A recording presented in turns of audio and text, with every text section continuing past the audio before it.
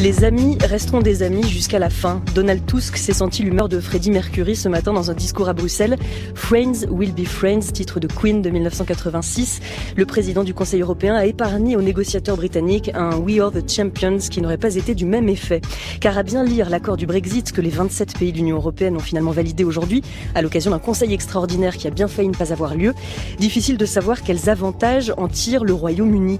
Lui qui voulait reprendre le contrôle selon les mots des plus ardents partisans de la sortie, il va devoir continuer à se plier à un certain nombre de règles européennes sans avoir le droit de participer à leur élaboration. Que ce soit sur la facture du divorce, la circulation des personnes et celle des marchandises, la frontière irlandaise, c'est un accord perdant-perdant qui a été voté ce matin, toujours selon les mots de Donald Tusk. Accord qui doit encore passer devant la Chambre des communes britanniques où l'on ne donne pas cher de sa peau. Jeremy Corbyn, le chef des travaillistes, a déjà fait savoir ce soir sans surprise que le Labour ne le voterait pas. Alors Brexit ou pas Brexit, je vous l'accorde, on n'y comprend rien. Pas même lui tenait pourtant journaliste politique à la BBC depuis des années. Où en est-on dans ce processus du Brexit? Vous savez, les gens comme moi sont payés pour donner des analyses perspicaces, faire des prédictions et prendre du recul à propos de ces choses-là, pour être capable de se projeter en disant ce vers quoi nous nous dirigeons. Pour être honnête, vu où nous en sommes aujourd'hui, je n'ai pas la moindre fichue idée de ce qui va se passer dans les prochaines semaines. La première ministre va-t-elle obtenir un accord avec l'Union européenne? Je n'en sais rien. Aura-t-elle l'aval de la Chambre des communes? Je n'en sais rien non plus. Je pense que vous pourriez aussi bien demander une analyse à Casimir. Franchement, elle doit être aussi bonne que la mienne. Dimanche et après. Julie Gacon.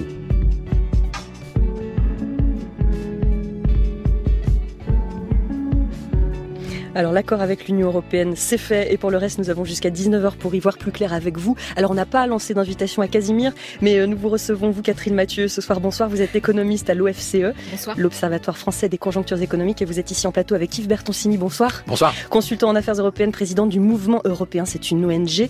Alors le sommet d'aujourd'hui à Bruxelles, le Conseil européen extraordinaire, les dirigeants de l'Europe des 27 ont tous voté aujourd'hui pour l'accord de divorce avec le Royaume-Uni. On peut déjà commencer par remarquer la constance avec laquelle les pays européens ont fait front uni, alors qu'ils n'ont pas tous autant à perdre ou à gagner selon la densité de leurs échanges avec le Royaume-Uni. Yves Bertoncini. Oui, c'est assez remarquable à souligner, puisque l'Europe est désunie sur pas mal d'autres fronts. Mais sur celui-ci, la gestion du divorce, qu'ont souhaité une majorité de Britanniques, il y a une remarquable cohésion depuis le départ. Avec cette idée que ce divorce n'avait pas été souhaité par les continentaux, mais par les Britanniques, donc ils devraient en subir un certain nombre de conséquences, qu'il fallait quand même essayer de s'arranger, puisque dans tout divorce, même celui qui ne souhaite pas divorcer en subit les coups, et l'Union européenne va subir quelques coups liés à ce divorce, mais en tout cas, dans un premier temps, il fallait réussir la sortie, et c'est ça qui a été signé aujourd'hui, c'est-à-dire l'accord de retrait qui permettait de solder les comptes, il y avait un jeu financier, de garantir le statut des citoyens européens de part et d'autre de la Manche, des enjeux liés évidemment, on en a beaucoup parlé, à la frontière entre les deux Irlandes. Donc là-dessus, les Européens ont été très unis. Et puis de l'autre côté, ce qui a été adopté aujourd'hui, c'est une déclaration politique sur les relations futures, parce que le mariage va être rompu, mais il va falloir conclure un Pax désormais, quelque chose d'autre, une union civile. Et là-dessus, d'une part, on n'a que des grandes lignes directrices, avec quand même des principes réaffirmés par les Européens, et va s'ouvrir à partir du 30 mars prochain une séquence, qui peut-être avivera davantage de divisions entre Européens, parce que les intérêts hétérogènes que vous avez mentionnés vont peut-être s'exprimer à partir de là. Intérêts hétérogènes, tous les pays européens ne sont pas concernés de la même manière par cette sortie du Royaume-Uni, Catherine Mathieu, et n'auront pas à subir le même impact selon les relations qu'ils ont avec le Royaume-Uni et avec Londres. Oui, tout à fait. Le pays le plus concerné, c'est la République d'Irlande. C'est lui qui a les échanges commerciaux les plus importants avec le Royaume-Uni, donc le plus concerné sur le plan économique et par ailleurs sur le plan politique aussi, avec cette question de l'accord de paix qui a joué un rôle très important dans les négociations jusqu'à présent. Et puis, par ailleurs, les pays, plus on s'éloigne géographiquement du Royaume-Uni, moins les pays commercent avec le Royaume-Uni. Donc l'Espagne, l'Italie, la Grèce ont peu de relations commerciales avec le Royaume-Uni, donc ont moins d'intérêt que la France ou que l'Allemagne à garder de bonnes relations avec le Royaume-Uni, parce que, en particulier pour la France, aujourd'hui encore, le Royaume-Uni, c'est le premier excellent commercial que nous avons. Donc nous avons aussi un intérêt, du point de vue des entreprises françaises, à garder de bonnes relations commerciales avec le Royaume-Uni. Nous avons aussi intérêt à avoir de bonnes relations avec le Royaume-Uni pour ce qui concerne la pêche, parce qu'un des grands sujets qui va être discuté maintenant, ça va être l'accès accès aux zones des pêches britanniques. Mais c'est vraiment la pêche miraculeuse quand on s'approche des côtes d'Angleterre ou d'Irlande, parce que ce soit la France, les Pays-Bas, le Danemark, Espagne, Portugal, c'est à peu près le seul sujet sur lequel, de façon récurrente, ils viennent dire qu'ils ont des intérêts à défendre. Or, pourtant, cette question est entre parenthèses. Cette question, oui, est entre parenthèses parce que, comme le rappelait Yves Bertoncini au début de l'émission, en fait, pour l'instant, l'Union européenne a souhaité ne négocier que sur 3 points. Des points de l'accord de retrait qui ont été validés aujourd'hui, donc la question de la frontière irlandaise, la question des droits des citoyens et la question de la facture. Le règlement que doit faire le Royaume-Uni en quittant l'Union européenne. Mais sur la question de la pêche, personne n'est entré dans ces discussions jusqu'à présent de façon très officielle. Or, si le Royaume-Uni quitte l'Union européenne, il est logique qu'il retrouve son territoire côtier qui actuellement est partagé avec tous les autres pays de l'Union européenne. Et effectivement, les zones de pêche britanniques sont très très riches en poissons. Et pour les Français, pour les Danois, pour les Hollandais, c'est très important de continuer à avoir accès. Et donc ça va faire partie des questions qui seront véritablement discutées pendant la période de transition. Alors on va entrer dans le détail sur ces 3 thèmes qui ont fait l'objet de cet accord entre Theresa May et l'Union européenne. Mais encore un dernier mot sur ce Conseil européen extraordinaire, Yves Bertoncini, dont on ne savait pas jusqu'à hier matin s'il se tiendrait ou pas, ou ce qu'il donnerait, parce que l'Espagne menaçait de son droit de veto concernant Gibraltar. Donc Gibraltar qui a failli être un gros caillou, 7 km², c'est ça dans la chaussure de Michel Barnier. Mais sauf qui croyait vraiment que l'Espagne pouvait émettre un droit de veto, puisque a priori c'est une décision qui se prenait à la majorité qualifiée. Oui, non, mais il y a beaucoup de dramaturgie dans tout cela. C'est vrai que l'Espagne, et c'est logique, oui, voilà, c'est Cervantes, mais en tout cas, il y a une logique à considérer que cette colonie, parce que Gibraltar c'est une colonie, les Nations Unies le disent, c'est une colonie, un petit rocher, au sud de l'Espagne. Alors il se trouve qu'en plus il y a des élections en Andalousie, donc ça, vous voyez le contexte politique. Le Premier ministre espagnol ne pouvait pas laisser passer cette occasion à la fois de défendre les intérêts de son pays en disant qu'il n'y a pas de raison de préjuger du futur statut de Gibraltar, voilà. Puisque si jamais les Britanniques obtiennent de rester dans une forme d'union douanière, c'est ce qu'ils souhaitent pour la suite, une forme d'union douanière sur les biens et puis peut-être un accord commercial sur le reste, Gibraltar, si on y prend garde, pourrait automatiquement être concerné par cet accord. Et les Espagnols ont dit non, pas question que ça soit automatique, il faudra rediscuter de Gibraltar. Et donc voilà ce que le Premier ministre espagnol a voulu faire, c'est marquer le coup, mais ça n'avait pas d'effet immédiat, puisqu'on entre dans une période de transition où en réalité jusqu'à fin 2020, rien ne va se passer. La seule chose qui change à partir du 30 mars prochain, c'est que les Britanniques adoptent nos normes, les appliquent, sans avoir décidé de les voter. Voilà, c'est ça qui va changer. C'est un Brexit institutionnel. Pour le reste, ça donnera le temps, jusqu'à fin 2020, ou peut-être un peu plus, de régler toutes les questions épineuses, y compris celle de Gibraltar. Catherine Mathieu. Oui, Gibraltar, ça risque d'être un caillou, effectivement, dans la chaussure des Européens pendant... Un rocher. Plus qu'un caillou, mais pendant de nombreux mois, parce qu'en fait, vous dites que c'est une colonie, effectivement, mais c'est depuis 1713, depuis le traité d'Utrecht, Gibraltar fait partie du Royaume-Uni. Et ce territoire est très disputé, effectivement, du côté espagnol. On dit il faut absolument reprendre la main sur Gibraltar. Jusqu'ici, on n'en parlait pas trop tant que le Royaume-Uni était dans l'Union européenne, jusqu'à la déclaration qui a été politique, qui a été présentée par les négociateurs de l'Union européenne et le Royaume-Uni le 22 novembre. Il était dit que l'ensemble des accords commerciaux qui seraient discutés entre le Royaume-Uni et l'Union européenne comprendrait Gibraltar. Et effectivement, c'est à 2 jours du sommet que le gouvernement espagnol a dit, et effectivement aussi pour des raisons électorales en Espagne, qu'il faudrait absolument que l'Espagne mettrait un veto. Mais c'est quand même très étonnant que ça arrive à la dernière minute. C'est vrai qu'on n'en avait pas du tout entendu parler, sauf peut-être vous qui suivez ça de près, mais enfin Gibraltar, quand on parlait du Brexit, c'était pas ce qui devait être plus évident pour nous. Non, et ça posera effectivement, je pense, des questions dans les mois qui viennent, parce que déjà le gouvernement britannique a réagi, les autorités de Gibraltar ont aussi fait un communiqué en disant qu'elles souhaitaient rester à l'intérieur du Royaume-Uni. Donc on voit bien que là, il y a un petit danger politique. Alors, 2 documents ont été remis à Theresa May ce matin, le traité qui fixe les conditions du divorce, qui sera effectif donc le 29 mars prochain, et une déclaration sur les relations commerciales qui entreront en vigueur à l'issue d'une période transitoire de 2 à 4 ans, selon les sources. Alors 2 ou 4 ans déjà pour commencer, Yves Bertoncini. En théorie jusqu'à la fin 2020, donc ça fait un peu moins de 2 ans, puisque du 30 mars au 31 décembre 2020. Mais ce qui est mentionné, c'est qu'elle pourrait être étendue au maximum 2 ans de plus si les négociateurs britanniques et européens n'arrivent pas à s'entendre sur un futur accord qui ne sera pas qu'un accord commercial. Il y aura la partie commerciale, ça sera le plus difficile, accord sur les biens, les services, la pêche, les transports, etc. Il y a aussi des éléments de partenariat de sécurité, puis sur les enjeux de gouvernance, comme on dit en bruxellois, mais il va falloir vraiment être extrêmement rapide pour pouvoir boucler cette négociation en aussi peu de temps. C'est pour ça que les négociateurs se sont laissés la possibilité, si les Britanniques en sont d'accord, de décaler encore la période de transition, enfin la fin de la période de transition, au-delà du 31 décembre 2020. Ce qui sera sans doute pas superflu, étant donné qu'on a déjà mis 2 ans à trouver cet accord-là qui était sur la table Ça ne sera pas superflu, mais c'est plus délicat encore du point de vue britannique, parce qu'au fond, les Britanniques finiront par se dire, on a voté le Brexit il y a 2 ans. Là, il a déjà fallu presque 2 ans pour qu'il soit effectif. Il en faudra encore 2 autres, puis encore 2 autres. Ça ferait 6 années en tout entre la date du référendum et la sortie effective. Mais tout ça révèle une chose, c'est que les Britanniques ont choisi de déménager. Après, c'est bien leur droit. Hein. L'Union européenne n'est pas une prison, donc ils ont voulu prendre la porte. Sauf qu'ils n'avaient pas pris conscience des coûts du déménagement et que surtout, ils n'ont aucune idée des plans de leur future maison. Ils ne savent pas où ils vont aller habiter. Et donc, c'est vrai que ça serait pas plus mal qu'ils prennent un tout petit peu de temps pour y réfléchir. Catherine Mathieu. Ouais, moi, je n'ai pas tout à fait la même analyse que vous. Hein. C'est-à-dire que du côté britannique, il y avait le souhait un souhait très précis qui a mené à ce référendum de juin 2016, qui était de pouvoir limiter la venue des travailleurs de l'Union européenne au Royaume-Uni. Et c'est principalement sur ce point-là que s'est fait le vote en faveur du Brexit. Sur les questions d'immigration. Sur les questions d'immigration en provenance de l'Union européenne. Le Royaume-Uni disant, nous aimerions pouvoir contrôler la venue des travailleurs qui viennent de l'Union européenne. Qui représente quelle part de l'immigration totale aux États-Unis d'ailleurs? Au Royaume-Uni, aujourd'hui, à peu près la moitié. On peut dire à peu près la moitié. Mais ce qui est plus que le point.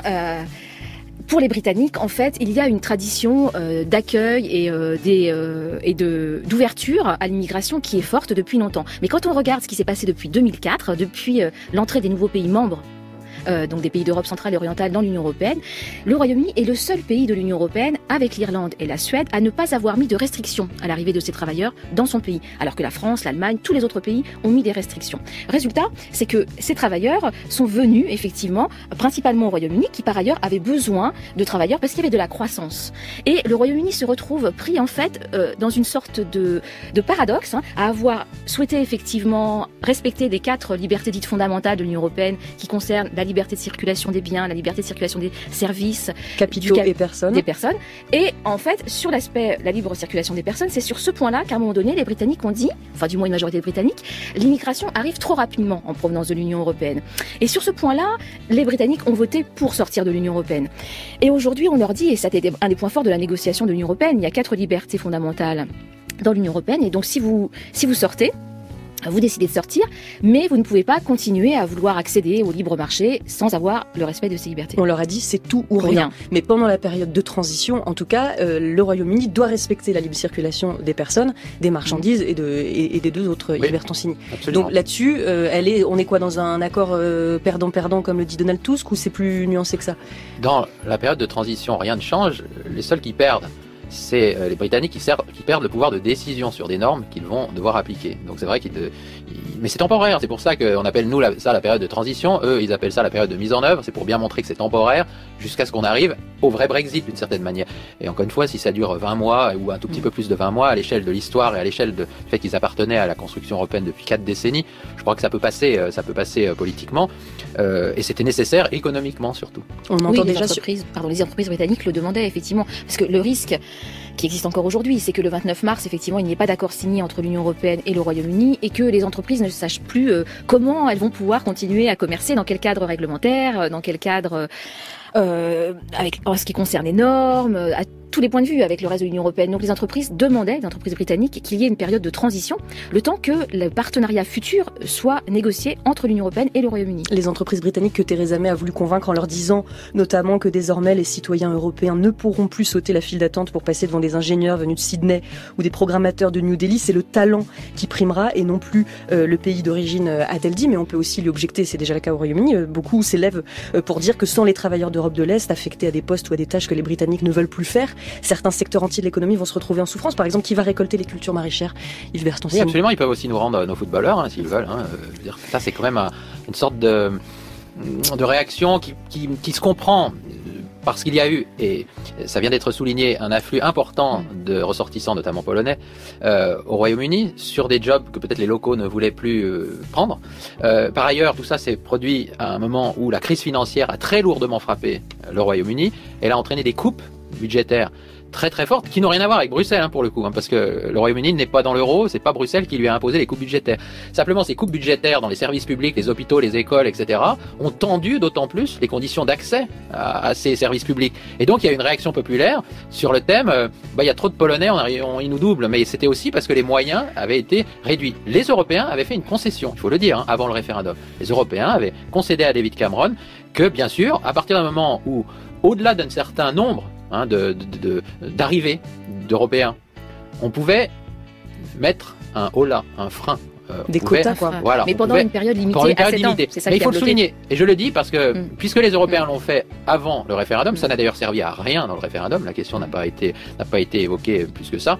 Il n'est pas complètement exclu que dans la relation future, on retrouve un accommodement de ce type à partir d'un constat. En effet, le Royaume-Uni de Grande-Bretagne est attractif pour la main-d'œuvre, ne serait-ce que parce qu'il y a la langue, plus que la Slovénie ou la Bulgarie. Alors, vous évoquez Yves Bertoncini, les coupes budgétaires et les partisans du Brexit qui disaient qu'ils avaient fait campagne en soutenant que quitter l'Union européenne, ça permettrait d'arrêter de verser une contribution financière à l'Union européenne et de mieux utiliser cet argent pour financer, par exemple, le système de santé britannique. Bon, c'est pas pour tout de suite, Catherine Mathieu. Pour l'instant, le Royaume-Uni doit s'acquitter de ses obligations financières. Ça, c'est un point très important qui a été négocié c'est un point très important. Et voté ce matin.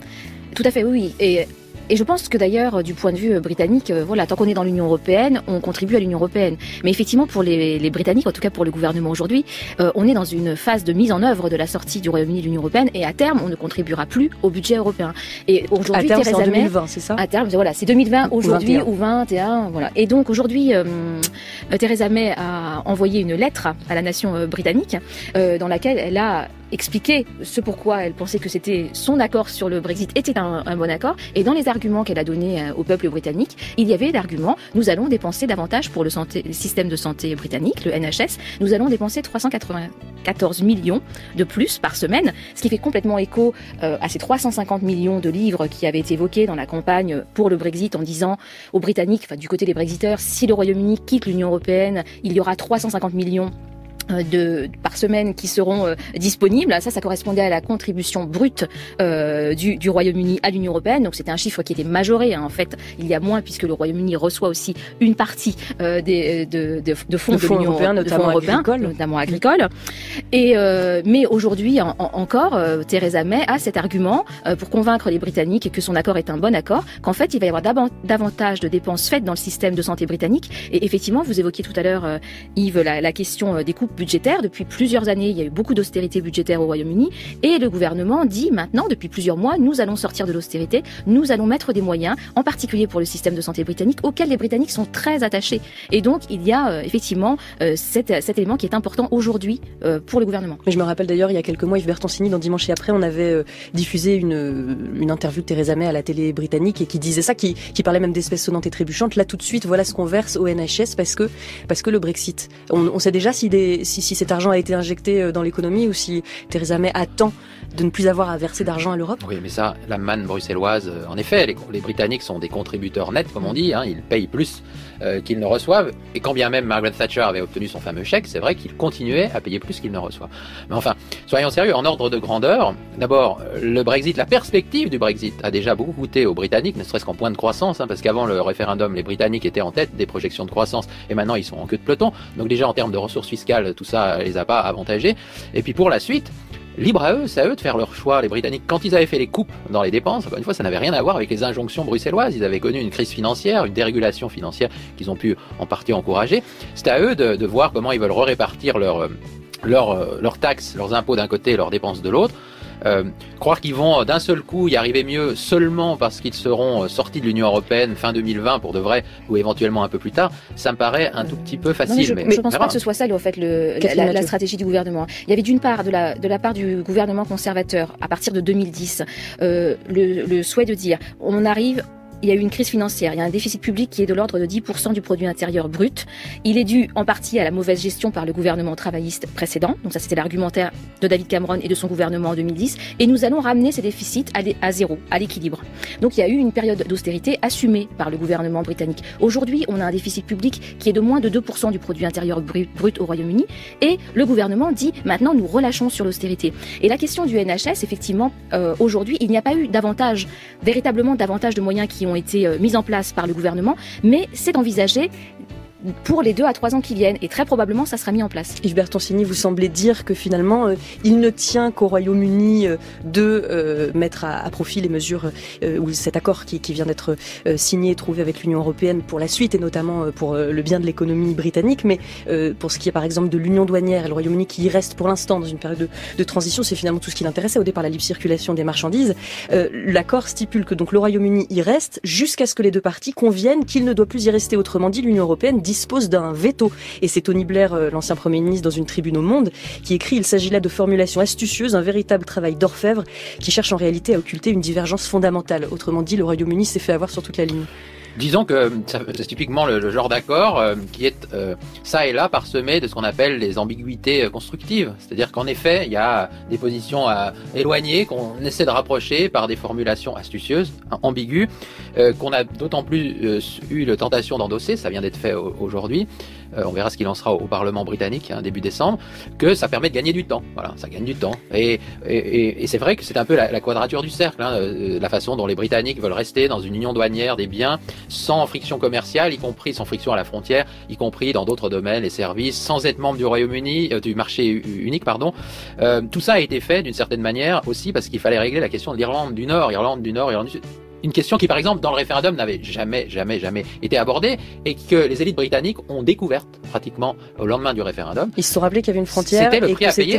Ils se sont rappelés qu'il n'y en avait plus pour une seule raison, c'est que ils étaient membres de l'Union européenne et qu'elle allait réapparaître d'un seul coup si on ne trouvait pas ces accommodements ambigus. Le lien entre Irlande du Nord et l'Union douanière, Catherine Mathieu, il faut nous le rappeler, c'est vraiment très compliqué ce dossier du Brexit, mais c'est effectivement pour ne pas avoir rétablir une frontière entre Irlande du Nord, qui est une province du Royaume-Uni, et l'Irlande du Sud, qui est un pays souverain, qu'il a été pour l'instant choisi de maintenir le Royaume-Uni au sein d'une union douanière. Oui, effectivement, c'est cela, parce que les Britanniques, en votant pour sortir de l'Union européenne, effectivement, espéraient pouvoir reprendre, comme disent les Brexiteurs, le contrôle sur leurs frontières, notamment donc en matière d'immigration, comme on l'a dit plus tôt dans l'émission, mais en fait souhaitaient pouvoir continuer à échanger librement avec le reste de l'Union européenne. Mais effectivement, une fois que l'Union européenne a dit de façon ferme, il est impossible que vous puissiez continuer à commercer avec nous si vous n'acceptez pas de garder la libre circulation des travailleurs, la question s'est posée de maintenir ou pas le Royaume-Uni dans l'Union douanière. Donc au début, du côté du gouvernement britannique, on disait non, nous ne souhaitons pas rester dans l'Union douanière parce que nous voulons reprendre le contrôle de nos frontières, et en particulier si le Royaume-Uni reste dans l'Union douanière, il ne peut pas négocier des accords de libre-échange avec des pays hors Union européenne. Donc ça n'était pas un schéma envisagé par le gouvernement britannique. On ne pouvait pas appliquer au Royaume-Uni ce qui se passe avec le Canada, la Nouvelle-Zélande, la Corée du Sud. Ça, c'était hors de question pour l'Union européenne qui, pour le coup, s'est vraiment montré intransigeante. Non, c'est possible. Mais avec des coûts, c'est-à-dire que si on fait ça, mais les Européens, si les Britanniques avaient dit on veut le même statut que le Canada, c'est possible. Simplement, ça veut donc dire qu'il y a une frontière physique entre le Royaume-Uni de Grande-Bretagne et l'Irlande du Nord et le reste de l'Union européenne, et par conséquent, qu'il y a aussi une frontière entre les deux Irlandes. Et c'est pour éviter cela qu'on cherche des accommodements raisonnables et temporaires, enfin plus ou moins temporaires. Oui, et c'est aussi pour cela qu'effectivement Theresa May a fait un certain nombre de propositions, dont celle dite du plan Chequers, le plan qu'elle avait proposé en juillet dernier, où elle proposait qu'en fait il y ait une frontière très très légère entre l'Irlande du Nord et la République d'Irlande, en disant on peut très bien avoir des systèmes de contrôle électronique aux frontières, ou au niveau des entreprises, ou au niveau des ports, qui auraient évité de reposer cette question de la frontière et évité de poser la question de l'union douanière. Mais pour l'instant, effectivement, l'accord qui a été fait de façon temporaire pour l'instant, c'est que le Royaume-Uni reste dans l'union douanière. Et ça pose un problème, y compris à ceux en Irlande du Nord qui sont unionistes, donc qui souhaitent rester au sein du Royaume-Uni et qui ne souhaitent pas qu'il y ait à terme l'Irlande du Nord qui se retrouve prise dans une union douanière avec l'Union européenne alors que le Royaume-Uni en aurait divergé. Donc il y a vraiment une grande question de fond là. Boris Johnson, farouche partisan d'un Brexit beaucoup plus dur que celui qu'a défendu Theresa May, dit que ça va faire de l'Irlande du Nord une colonie économique de l'Union européenne. Et il dit nous avons donné à Michel Barnier un pied de biche avec lequel Bruxelles peut choisir à tout moment de séparer le Royaume-Uni de l'Irlande du Nord. Yves Bertoncini. C'est la poésie lyrique de Boris Johnson, un pied de biche. Écoutez, moi je pense que les Britanniques se sont fait un croche-pied surtout, qu'ils essayent de sortir d'une situation qui se comprend, encore une fois, il y avait un malaise entre le Royaume-Uni et le continent depuis leur adhésion. Ils ont même fait un référendum d'appartenance 2 ans après leur adhésion, ce qui était quand même assez original déjà dans la démarche, mais qui signalait ce malaise. Maintenant, ils ont décidé de sortir. C'est un scénario qui va se dérouler. Simplement, ils essayent de limiter les dégâts. Et donc, au-delà des aspirations souverainistes de Boris Johnson, qui voudrait dire on reprend toutes nos normes en main et là on est totalement libre, ça peut en effet se comprendre. Il y a des impératifs très concrets, économiques, commerciaux, humain, c'est-à-dire que si le Royaume-Uni avait décidé, ou s'il sortait le 30 mars sans accord, alors il serait traité même pas comme le Canada, il serait traité comme un pays de l'OMC standard, comme la Chine. Il y aurait entre le Royaume-Uni et le continent d'un seul coup des barrières qui se redresseraient entre les deux Irlandes. C'est pour ces raisons-ci qui sont très pragmatiques, moins idéologiques sans doute que celles avancées par Boris Johnson, que ce compromis est passé. Et c'est sur ces bases-là que des négociations devraient se dérouler après le 30 mars pour essayer quand même un tout petit peu c'est la quadrature du cercle, d'arriver à trouver un arrangement où ils sont dehors mais tout en restant en partie dedans. Alors la distinction va se faire entre les biens et les services. C'est-à-dire que pour les biens, l'union douanière pourrait perdurer en tout cas une sorte de partenariat douanier, et c'est peut-être pour les services qui sont importants pour le Royaume-Uni que les Britanniques voudront reprendre leur liberté, y compris pour conclure des accords commerciaux avec l'Asie, Singapour, etc. Catherine Mathieu, c'est sur les investissements et les services que les Britanniques ont le plus à perdre? Oui, alors sur le plan économique, c'est ce qu'ils ont le plus à perdre. Simplement quand même, juste pour en quelques mots sur l'Irlande, je pense qu'il ne faut pas sous-estimer la dimension politique de la question. Et les Britanniques, comme les Européens, ne souhaitent pas qu'il y ait le retour d'une frontière dure entre la République d'Irlande et l'Irlande du Nord, parce que là, ça remettrait en cause l'accord de paix qu'il y a depuis 1998. Et ça, c'est un vrai problème politique qui se pose pour les Britanniques aujourd'hui. Et quand Boris Johnson parle de pied de biche, il y a quand même derrière ce grand problème. Personne ne souhaite qu'on retrouve des affrontements en Irlande, entre le nord et le sud. Alors ça, c'est un point. Ensuite, sur le point économique, effectivement, c'est en matière de services que les Britanniques ont le plus à perdre. Aujourd'hui, donc les Britanniques ont un déficit commercial vis-à-vis de tous les pays de l'Union européenne.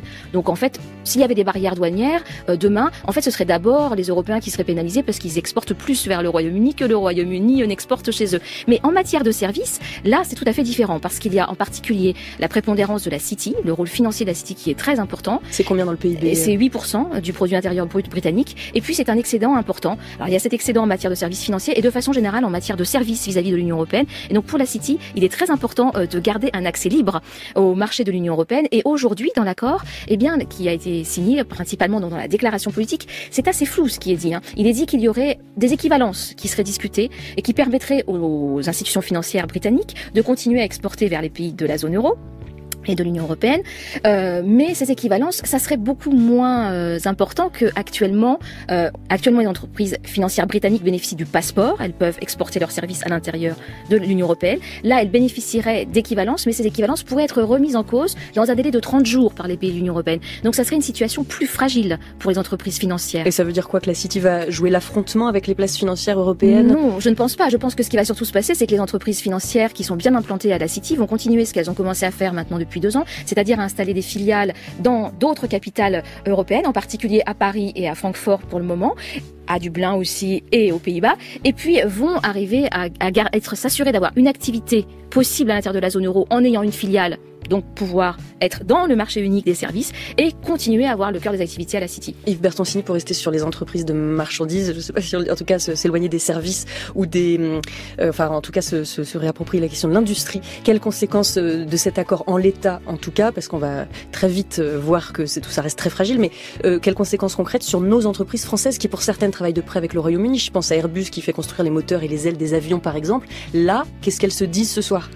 Elles se disent que on a un peu de temps maintenant, que rien ne va changer, si toutefois Westminster ratifie le 10 ou le 11 décembre, que donc les normes européennes resteront en application au Royaume-Uni, la fluidité des échanges est tout à fait garantie, jusqu'à fin 2020. Voilà, donc ça donne quand même un horizon de 2 ans. Mais elles peuvent aussi se dire que pour la suite, ça reste toujours aussi flou, et que même si la déclaration politique fixe des objectifs à atteindre, avec effectivement une dissociation entre les biens, le commerce des biens qui resterait dans une forme de partenariat douanier et donc une forme de fluidité qui serait maintenue, et tandis que les services, ça serait plus délicat, eh bien ça reste là sujet à tous les arrangements qui devront être conclus d'ici là. Et donc malheureusement, je pense que ça va encore doucher un peu l'enthousiasme des investisseurs, comme on l'a vu au cours des derniers semestres. Yves Bertoncini, si on résume, le Royaume-Uni va quitter les structures politiques de l'Europe, mais en restant pour l'instant aligné sur les structures économiques. C'est ça, reprendre le contrôle? C'est un accord qui a du sens? Là, à très court terme, c'est l'inverse. C'est-à-dire que là, il y a un Brexit institutionnel, c'est-à-dire qu'on sort des institutions européennes le 29 mars à minuit. Tous les décideurs britanniques, tous les parlementaires, le commissaire, tous les ministres, donc ils reprennent le contrôle de rien du tout à court terme. Mais tout cela est fait pour reprendre le contrôle à moyen terme, c'est-à-dire à l'horizon 2021. Bon, et encore une fois, à l'échelle de l'histoire longue, sur un choix aussi crucial pour l'avenir de ce pays, je crois que ça mérite d'attendre un tout petit peu. Alors tout ça, si la Chambre des communes vote l'accord en l'état, et si le gouvernement ne change pas d'ici là, parce que elle pourrait sauter encore, Theresa May, si 46, c'est ça, parlementaires 48 demandent sa démission. Il y en a déjà quelques-uns qui ont envoyé leur lettre. Oui, mais là justement, la semaine dernière, il y avait un risque qui semblait assez important pour Theresa May que suffisamment de parlementaires conservateurs demandent une motion de défiance, mais en fait, ils n'ont pas réussi à être assez nombreux pour demander cette motion. Je pense que la prochaine échéance maintenant, c'est effectivement celle du vote de l'accord au Parlement, et on voit mal aujourd'hui comment cet accord pourrait être voté, étant donné que, comme vous le disiez, effectivement, au niveau du Labour, la consigne de vote, ça va être votons contre l'accord, enfin, si rien ne change d'ici le vote. Du côté des conservateurs, il y a beaucoup de divisions entre ceux qui souhaitent qu'on vote l'accord et ceux qui ne souhaitent pas qu'on le vote, en disant qu'effectivement, Theresa May a fait trop de concessions, elle a accepté trop de choses de la part des Européens, et donc ça n'est plus véritablement un Brexit qui s'annonce, donc il faut voter contre. Aujourd'hui, si on fait le décompte des voix au Parlement, on se dit que ce vote ne pourra pas passer. Donc on a peut-être fait cette émission pour rien. Yves Bertensini, tout peut encore arriver. De toute façon, est-ce qu'il y aurait eu un plan en particulier qui aurait obtenu la majorité au Parlement ? Non, mais la majorité du premier coup, peut-être pas, peut-être dans un second temps, il y aura une majorité atypique, c'est-à-dire qu'il faut de toute façon le renfort de dissidents du Labour, voilà, oui. de travaillistes qui votent en conscience cet accord, même si Jeremy Corbyn leur dit de faire autre chose. C'est pas exclu que ça puisse arriver, si ce n'est le 10 ou 11 décembre, peut-être la fois d'après. Si ça n'arrive pas, il peut y avoir des élections générales, une sorte de chaos, et en effet peut-être une sortie sans accord le 30 mars, qui là créerait énormément de dégâts économiques et sociaux au Royaume-Uni, mais aussi en Europe. C'est pour ça que les Européens ne souhaitent pas que ce scénario prévale, mais on est dans Shakespeare, on ne sait pas encore quelle pièce de théâtre va prévaloir, il y a beaucoup d'inspirations différentes dans Shakespeare. La seule chose qu'on peut dire, c'est que ça se jouera au tout dernier acte, comme à chaque fois, peut-être le 10-11 décembre, ou peut-être juste un peu après. Oui. France Culture, dimanche et après, Julie Gacon.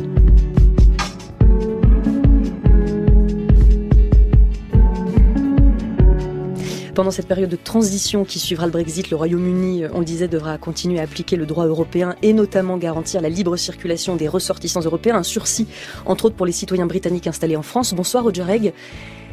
Bonsoir. Merci d'être avec nous. Vous êtes le responsable de la Chambre de commerce franco-britannique de Dordogne, dont il existe plusieurs antennes en France. Dans le Périgord, c'était une évidence, puisque la région dont le photographe Harry Hopkins dit que les paysages, ils sont ceux du Hampshire d'avant les autoroutes. Cette région est des plus prisées par vos concitoyens britanniques. Il serait à peu près 9 à 10 000, et pas seulement des retraités qui viennent y couler des jours heureux. Il y a aussi de jeunes actifs. Roger Egg, vous travaillez beaucoup avec les entreprises dans le cadre des échanges franco-britanniques, mais aussi avec les particuliers. Vous organisez des réunions d'information. Comment vont-ils, les Anglais, les Gallois, Écossais ou Irlandais du Dordogne-Shire? Pour vous dire toute la vérité, ils vont pas bien. Mettez-vous à leur place. J'ai écouté donc une partie de votre émission auparavant, et c'est sûr que les industriels et ceux qui sont dans le business du service se font du souci. Mais si vous vivez ici en Dordogne et que vous avez 2 enfants, une femme, et que vous gagnez votre vie ici, vous pouvez vous imaginer le stress que vous vivez quand vous ne savez pas si demain, quel va être l'accord qui va être enfin signé pour que vous puissiez ou continuer à vivre ici dans des bonnes conditions, c'est-à-dire avec une assurance de santé qui vous couvre, vous et votre famille. Ça, a priori, ça a été garanti. En ce qui concerne la couverture de santé, les citoyens britanniques installés en France continueront à en bénéficier. Voilà, alors ça c'est une partie, mais comme tout est tellement en l'air, ce qui a été garanti aujourd'hui, est-ce que ce sera garanti demain?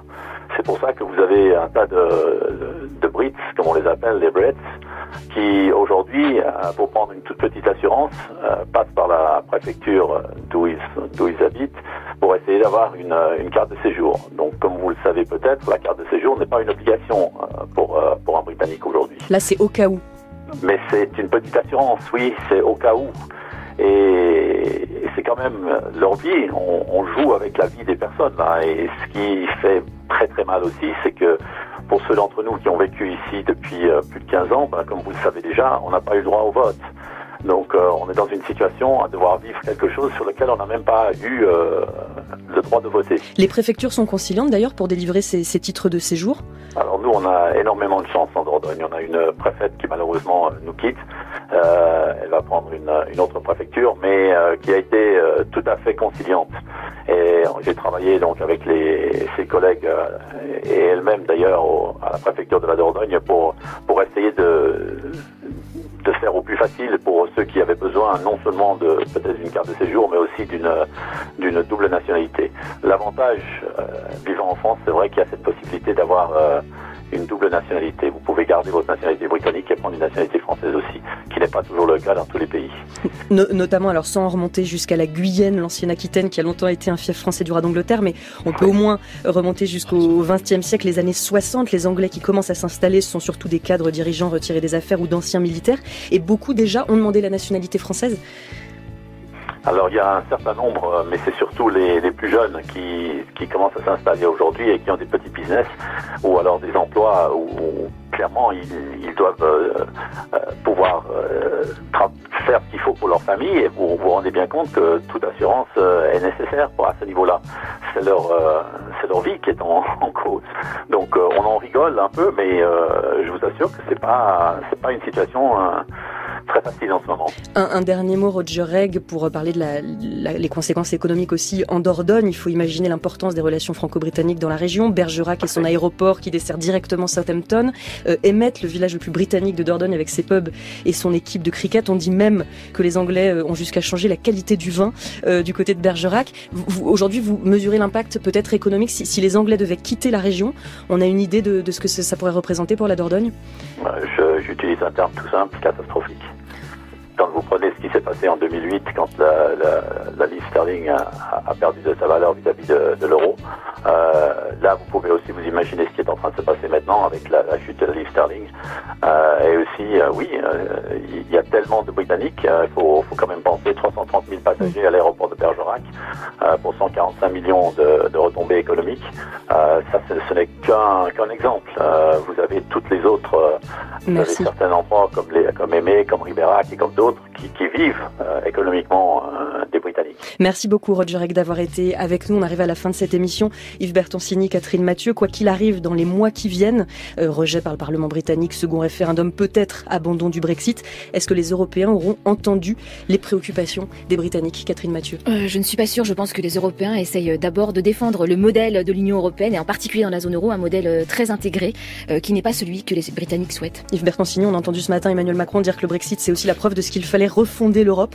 Est-ce que c'est une idée qui est venue à l'esprit des dirigeants européens à la faveur du Brexit? Oui, est-ce qu'il fallait changer l'Europe? Les dirigeants européens l'ont dit dès le sommet de Bratislava qui a suivi le référendum Brexit. C'est encore plus vrai maintenant que Donald Trump a été élu aux États-Unis et qu'il nous secoue et qu'il nous abandonne d'une certaine manière, il nous houspille. Je suis pas sûr que ce soit directement lié au Brexit d'ailleurs, parce que les deux crises qui ont bouleversé l'Europe, crise de la zone euro d'une part, crise des réfugiés de l'autre, les Britanniques étaient en retrait, ils sont pas dans l'euro, ils n'étaient pas solidaires du point de vue migratoire, mais qu'il faille changer l'Europe en dépit du Brexit, oui, ça je suis en revanche tout à fait d'accord. D'ailleurs, je le dis pour finir, sur les enjeux de sécurité collective notamment, il faut que l'Europe prenne son destin en main parce que le monde est dangereux et que l'oncle Sam ne nous protège plus. Et là, on aura absolument besoin des Britanniques puisque c'est un partenaire clé en matière de sécurité. Ça fera aussi partie des négociations futures, mais elles sont plus faciles à boucler celles-ci. Merci beaucoup à vous deux d'avoir été avec nous ce soir. Yves Bertoncini, président du Mouvement européen et analyste, expert, conseiller en questions européennes, et vous, Catherine Mathieu, économiste à l'OFCE. J'ajoute que c'est Antoine Dulster que vous retrouverez dimanche prochain au micro pour Dimanche et après. Je vous retrouve quant à moi le 9...